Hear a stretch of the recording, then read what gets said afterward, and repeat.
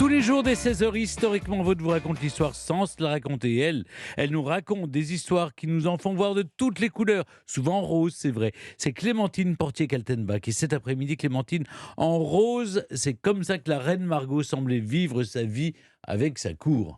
Oui, est-ce que vous saviez qu'elle avait une cour à Nérac pendant Bien quelque sûr. temps? Nérac, c'était la capitale de l'Albret, Je le savais, et moi donc aussi.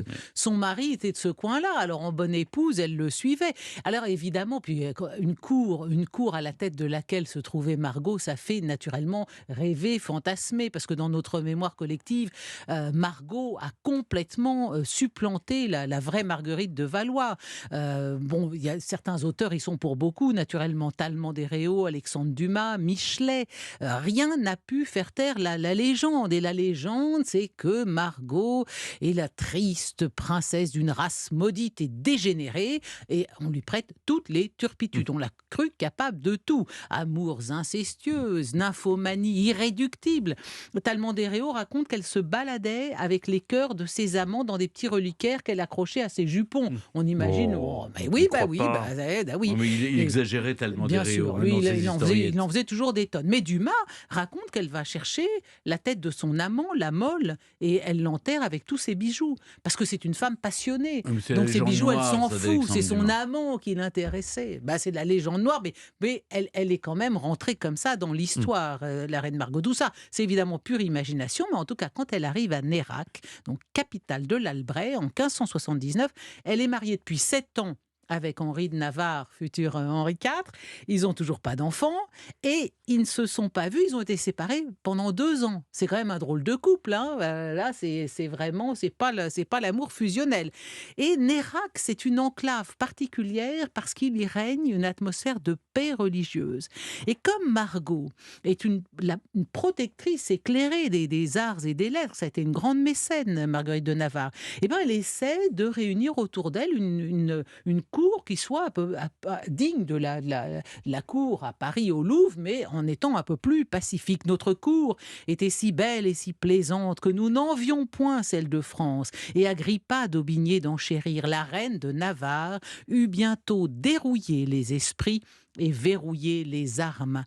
Il se forme autour de Marguerite une sorte d'académie littéraire. Il y a évidemment Agrippa d'Aubigné, le poète, qui est un grand copain, compagnon d'armes d'Henri, futur Henri IV. Guy de Pibrac, l'un des plus grands orateurs et poètes de son temps. Guillaume de Salluste, seigneur du Barthas. Et Montaigne. Montaigne fréquente la cour de Margot à Nérac. Et elle a d'ailleurs plusieurs échanges avec l'auteur des essais. Elle passe pas son temps, j'allais dire, les fesses à l'air, si je puis me permettre. Bon, voilà, Comme vous y contrairement allez. à la légende noire. Et c'est un haut lieu de l'esprit, donc Nérac, mais ça n'en est pas moins celui d'un érotisme raffiné. Le roi met un point d'honneur à culbuter les filles d'honneur de son épouse, qui se consolent dans les bras dont il n'y a voix rien à regretter, sinon qu'ils estoient huguenots. Bon, alors voilà, donc c'est en gros, on se la coule douce, là, à Nérac, mais ce qui est un peu dommage, c'est qu'évidemment, tout ça, c'est des protestants. Alors, toutes ces jouissances portent Agrippa d'Aubigné à un dénigrement fielleux. Il décrit Nérac en ces termes: l'aise y amena les vices, comme la chaleur les serpents. Ben oui, ça devait coucher dans toutes les alcôves. Le Nérac de ces années-là, c'est vraiment le divertissement, les fêtes et les galipettes. Et du Barthas, le poète, compose des mascarades, oubliant pour un temps de commenter la Bible.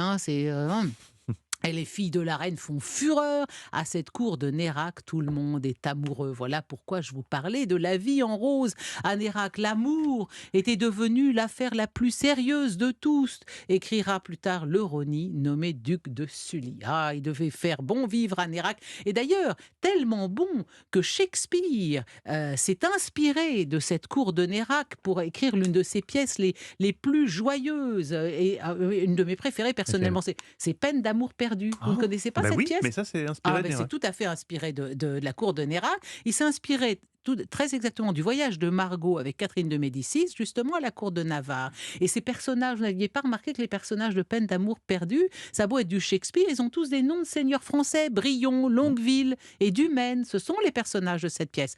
Alors l'histoire, et d'ailleurs c'est tellement plein d'esprit joyeux, vivant, ça donne envie d'en être. C'est Ferdinand, roi de Navarre, il a 3 copains, Brion, Longueville et Dumaine, ils se rencontrent, ils se font serment. Tant que nous serons ensemble, on va se consacrer exclusivement à l'étude et à la philosophie pour les années à venir. Tout le reste, vraiment, ça n'est que badinage et voilà, c'est secondaire.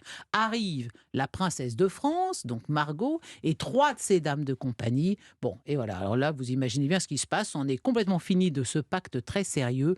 Tous tombent éperdument amoureux. Voilà comment le plus grand des poètes anglais a trouvé l'inspiration d'une de ses plus jolies pièces dans l'art de vivre à la française autour de la reine Margot à Nérac.